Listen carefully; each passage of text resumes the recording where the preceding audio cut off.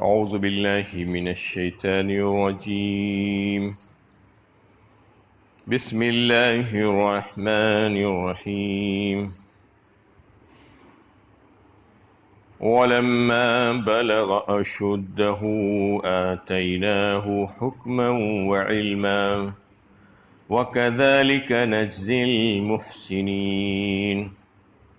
اور جب وہ اپنی پختگی کو پہنچ گیا تو ہم نے اسے حکم اور علم عطا کیا.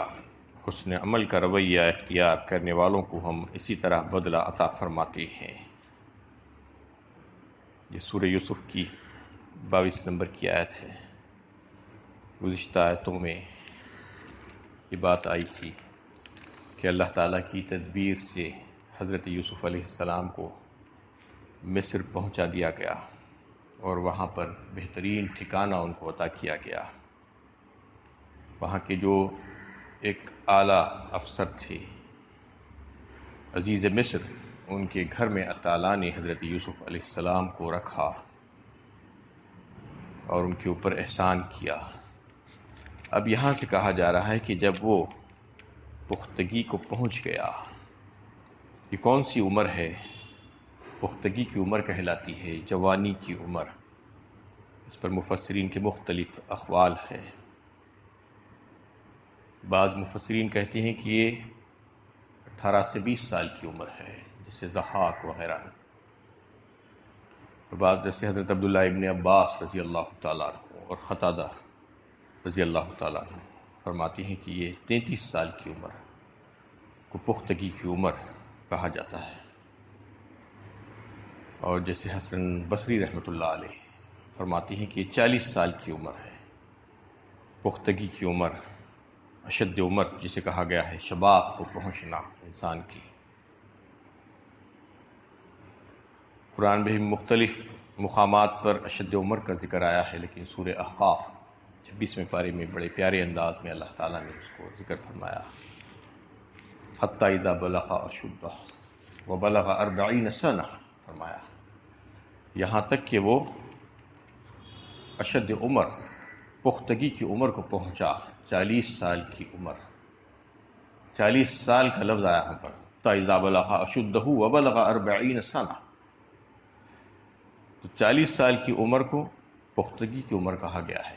یہی وجہ ہے کہ زیادہ تر انبیاء اکرام کو جو نبوت ملی ہے وہ 40 سال میں ملی ہے، سوائے چند کے. 40 سال کی عمر بڑی پختگی کی عمر، فل میچورٹی جسے کہا جاتا ہے، فلی میچیورڈ، وہ 40 سال کی عمر ہی ہوتی ہے. انسان آہستہ آہستہ اس کا دل اور دماغ اور جسم ترقی کرتے کرتے کرتے 40 سال تک جب پہنچتا ہے تو پیک پر آ جاتا ہے.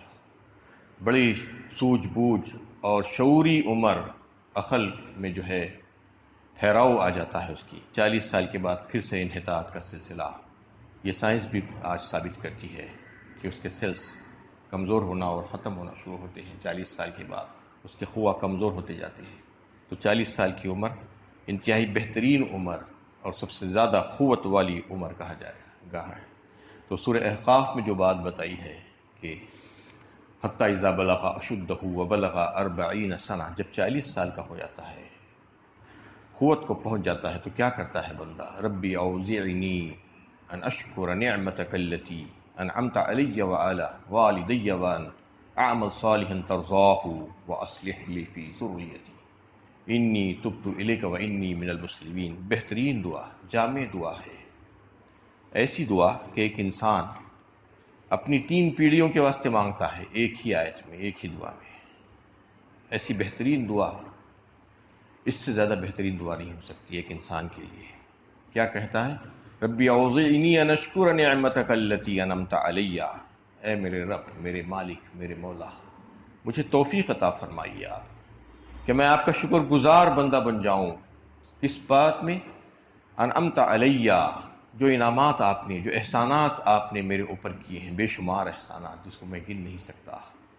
یہ اس بات کا احساس پیدا ہوتا ہے انسان کو اس عمر میں، پختگی کی عمر میں آ کر. اللہ تعالیٰ کا شکر گزار بندہ بننے کے لیے وہ اللہ تعالیٰ ہی سے مانگتا ہے، توفیق مانگتا ہے. اللہ تعالیٰ ہی سے مانگنا پڑے گا، ورنہ اپنے عزم اور ارادے پر جو ہے بھروسہ نہیں کیا جا سکتا.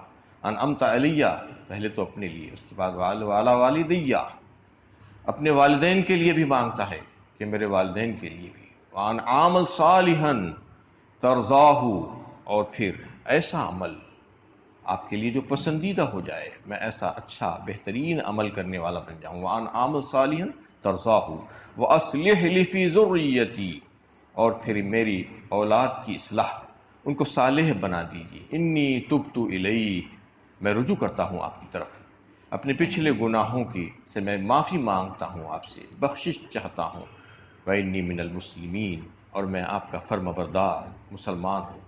کتنی بہترین دعا ہے، اندازہ کیجیے آپ، اپنے خود کے واسطے شکر گزاری کا جذبہ پیدا ہونے کے لیے، نیک عمل کرنے کے لیے، اپنے والدین کی بہتری اور خیر کے لیے، اور اپنی اولاد کو بہتر بنانے، صالح بنانے کے لیے، اور پھر اللہ تعالیٰ کی طرف رجوع ہونے کے لیے، پھر اپنے فرمانبردار ہونے کا اعلان کرتے ہوئے کب کرتا ہے؟ 40 سال میں اللہ تعالیٰ فرما رہے ہیں۔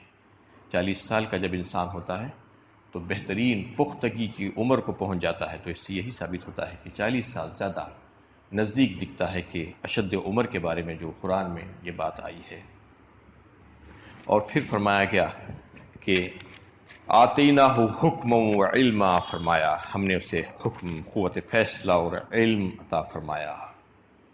اس سے مراد کیا ہے؟ اس موقع پر اللہ تعالیٰ نے اپنی اس سنت کا ذکر فرمایا کہ جو لوگ حسن عمل کا رویہ اختیار کرتے ہیں، خدا کا بندہ ہونے کی حیثیت سے اپنی ذمہ داریوں کو بخوبی ادا کرتے ہیں اور اپنے اندر اچھے اوصاف کی پرورش کرتے ہیں، ان کو اللہ تعالیٰ صحیح فیصلہ کرنے کی قوت عطا فرما دیتے ہیں، اور اس کام کے لیے جو بصیرت مطلوب ہے اس سے نوازا جاتا ہے ان کو۔ حسن و عمل کا یہ انعام انسان کو اس درجے کے اعتبار سے دنیا ہی میں مل جاتا ہے۔ یہ تو ایک بات ہوئی، زیادہ تر مفسرین کا اس بات پر اجماع ہے کہ حکم و علم کا تعلق نبوت سے ہے۔ حضرت یوسف علیہ السلام کو نبوت عطا کی گئی تھی، اس کا ذکر اللہ تعالیٰ یہاں پر فرما رہے ہیں کہ جب وہ اشد عمر کو پہنچے تو وَكَذَلِكَ نَجْزِي الْمُحْسِنِينَ، ہم اسی طرح بدلہ عطا فرماتے ہیں اچھا رویہ اختیار کرنے والوں کو، احسان کرنے والوں کو، جو اللہ تعالیٰ کی طرف رجوع رہتے ہیں، احسان کے درجے میں عبادات اور معاملات کرتے ہیں، تو ان کو پھر بہترین بدلہ ہم عطا فرماتے ہیں۔ وَرَاوَدَتْهُ الَّتِي هُوَ فِي بَيْتِهَا عَن نَّفْسِهِ وَغَلَّقَتِ الْأَبْوَابَ وَقَالَتْ هَيْتَ لَكَ قَالَ مَعَاذَ اللَّهِ إِنَّهُ رَبِّي أَحْسَنَ مَثْوَايَ إِنَّهُ لَا يُفْلِحُ الظَّالِمُونَ، اور جس عورت کے گھر میں وہ تھا وہ اس کو اپنی طرف مائل کرنے لگی، اس نے دروازے بند کر دیے اور بولی آ جاؤ۔ اس نے کہا معاذ اللہ، میرا رب ہے، اس نے مجھے اچھا مقام عطا کیا ہے، غلط کار لوگ کبھی فلاح نہیں پاتے۔ اب یہاں سے حضرت یوسف علیہ السلام کی ایک زبردست آزمائش اور امتحان کا تذکرہ اللہ تعالیٰ فرما رہے ہیں کہ وہ عزیز مصر کی بیوی جس کا نام زلیخا بتایا جاتا ہے، جس کے گھر میں حضرت یوسف علیہ السلام کو پناہ ملی تھی، ان کے حسن و جمال کی وجہ سے ان پر فریفتہ ہو گئی اور ان کو گناہ کی دعوت دینا شروع کر دی، اور گھر کے دروازے سارے بند کر دیے ایک دن جب گھر میں کوئی نہیں تھا، اور ان کو بلانے لگی، دعوت گناہ دینے لگی، سارے اسباب اس نے جمع کر لیے گناہ کیے۔ اس میں اسی کا تذکرہ ہے۔ وَغَلَّقَتِ الْأَبْوَابَ وَقَالَتْ حَيْتَ لَكَ، آ جاؤ کہنے لگی، میرے پاس آ جاؤ یوسف، میں کہتی ہوں تمہیں آ جاؤ۔ قَالَ مَعَاذَ اللَّهِ، اس پر انہوں نے سب سے پہلے اللہ کی پناہ چاہی، کیونکہ اللہ کی پناہ ایسی چیز اور ایسی مضبوط بات ہے کہ کسی کو اللہ کی پناہ مل جائے تو پھر اس کو کوئی راستے سے نہیں ہٹا سکتا، کیونکہ ایک ایسا وقت تھا اور ایسا موقع تھا کہ انہوں نے اپنے آپ کو چوطرف سے گھرا ہوا پایا، کیونکہ سب سے بڑی مشکل ان کی تو یہ تھی کہ وہ جس گھر میں پناہ لیے ہوئے تھے، جس عورت کی پناہ میں تھی، وہی عورت ان کو پکار رہی ہے۔ اب اس کو انکار کرنا، اس کو منع کرنا، اس سے اپنے آپ کو بچانا کتنا مشکل کام تھا، کوئی آسان کام نہیں تھا، اور اس نے دروازے بند کر کے رکھ لیے تھے، تو اس وقت انہوں نے اللہ کی پناہ مانگی، قال معاذ اللہ کہہ کر۔ اور یہ بالکل یقینی بات ہے کہ جو بندہ اپنے آپ کو گناہوں سے بچانے کے سلسلے میں اپنے آپ پر بھروسہ کم کرتے ہوئے اللہ تعالیٰ کی ذات پر بھروسہ کرتے ہوئے اس سے جب دعائیں مانگتا ہے، اس کی پناہ چاہتا ہے، تو اللہ تعالیٰ یقیناً اس کو پناہ دیتے ہیں۔ کبھی ایسا نہیں ہوتا کہ وہ اس کی دعا مقبول نہ ہوئی ہو۔ گناہ سے بچنے کے سلسلے میں اگر کوئی اللہ سے پناہ چاہتا ہے اور دعائیں مانگتا ہے تو اس کی دعا رد نہیں ہوتی، فوراً جو ہے اس کو عطا کر دیا جاتا ہے وہ۔ تو اس میں بھی یوسف علیہ السلام نے ایسا ہی کیا کہ اپنے رب سے انہوں نے پناہ مانگی۔ جب انہوں نے دیکھا کہ حالات بہت خراب ہے تو ان کے اپنے عزم و ارادے پر انہوں نے بھروسہ نہیں کیا، بلکہ اس سے زیادہ بھروسہ اللہ کی ذات پر کیا اور کہا کہ معاذ اللہ، اللہ کی پناہ ہے، عورت باز آ جاؤ اس سے۔ عورت کو انہوں نے سمجھایا اور پھر کہا انہو ربی احسن مثوای انہو لا یفلح الظالمون، وہ میرا رب ہے، اس نے مجھے اچھا مقام عطا کیا ہے اور غلط کار لوگ کبھی فلاح نہیں پاتے۔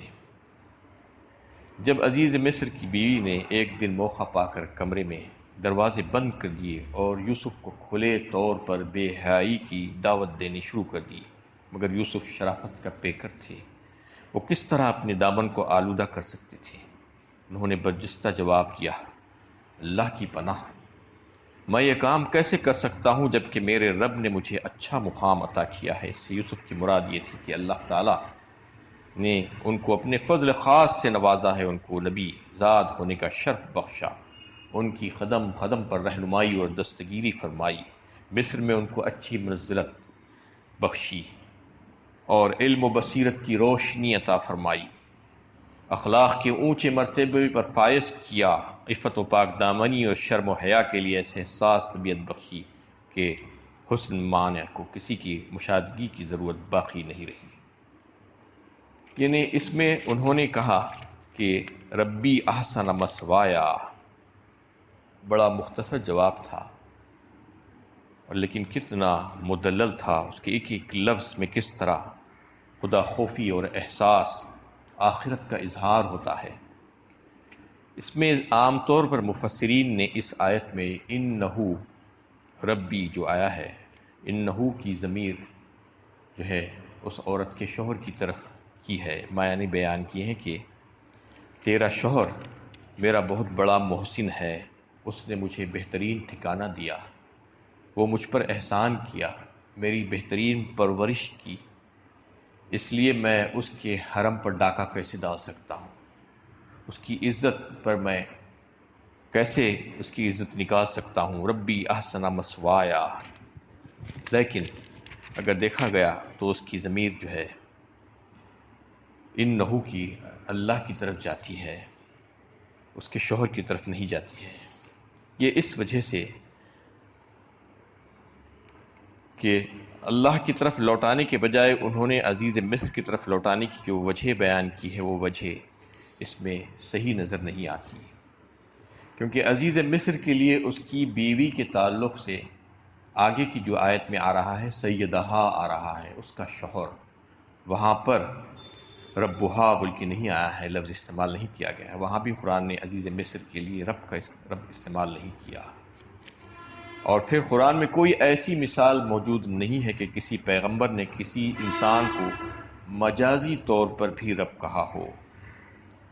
اس فقرے کے 3 اجزاء ہیں جس میں تینوں باہم مربوط ہے۔ پہلا جز جو ہے معاذ اللہ، یعنی اللہ تعالیٰ کی پناہ، تو یہاں سے یہ بات ظاہر ہوئی کہ مخاطب اللہ سے ہے، کوئی انسان سے مخاطب نہیں ہے بلکہ اللہ کی پناہ چاہ رہے ہیں، پناہ خدا، جس میں خدا خوفی کا اظہار پایا جاتا ہے۔ اور اس کا دوسرا جز وہ کہ میرا رب ہے جس نے مجھے بہترین ٹھکانہ دیا، اچھی قدر و منزلت بخشی، میں اللہ کا شکر کا اظہار کرنا چاہتا ہوں، اور غلط کار لوگ ہرگز فلاح نہیں پائیں گے، آخری جملہ جو آیا، تو اس میں آخرت کی جزا اور سزا پر یقین ہے۔ تو یہ تینوں باتیں اللہ ہی سے مربوط ہو سکتی ہیں، کوئی انسان سے نہیں۔ پہلی بات بھی معاذ اللہ، اللہ ہی کی پناہ، اور دوسری بات بھی اللہ کا شکر گزاری کا جذبہ، کیونکہ اللہ تعالیٰ کے احسانات انسان پر اتنے ہیں کہ وہ چاہے تو گن نہیں سکتا، اس کو شمار نہیں کر سکتا۔ اللہ تعالیٰ نے میرے اوپر بے شمار احسانات کیے ہیں، اس لیے میں اس کا شکر گزار ہوں، میں اس کا شکر کا اظہار کرنا چاہتا ہوں، اور اس کی ناشکری نہیں کر سکتا میں۔ اور پھر آخر میں یہ کہنا کہ جو غلط کام کرنے والے لوگ ہیں وہ فلاح نہیں پا سکتے، مطلب یہ ہے کہ آخرت کی فلاح۔ فلاح کسے کہتے ہیں؟ آخرت کی کامیابی۔ دنیا کی کامیابیوں کو فلاح نہیں کہا جاتا۔ دنیا میں چاہے ساری دنیا مل جائے انسان کو تو بھی وہ فلاح نہیں ہوگی، لیکن آخرت میں جانے کے بعد رب راضی ہو جائے اور اس کو جنت میں داخل کر دیا جائے تو وہ اصل کامیابی ہے، فلاح اسے ہی کہا جاتا ہے۔ تو جو انسان کے دل و دماغ میں اور پیش نظر یہ بات ہو کہ میں آخرت کی جزا و سزا پر یقین رکھتا ہوں، میرے رب کے سامنے حاضری پر یقین رکھتا ہوں، وہی لوگ کامیاب ہوں گے جو اپنے رب کو راضی کریں گے۔ تو پھر یہاں سے یہ بات بالکل واضح ہو جاتی ہے کہ یہاں پر انہوں نے انہ ربی احسن مثوایا، جو نصیحت آمیز بات اس عورت سے کہی تھی کہ اللہ تعالیٰ کی پناہ مانگتے ہوئے، تو یہ اللہ ہی کی طرف انہوں نے لوٹایا تھا اس بات کو، یہ نہ کہ عزیز مصر کی طرف۔ اللہ تعالیٰ سے دعا ہے کہ اللہ تعالیٰ ہمیں صحیح علم و عمل کی توفیق عطا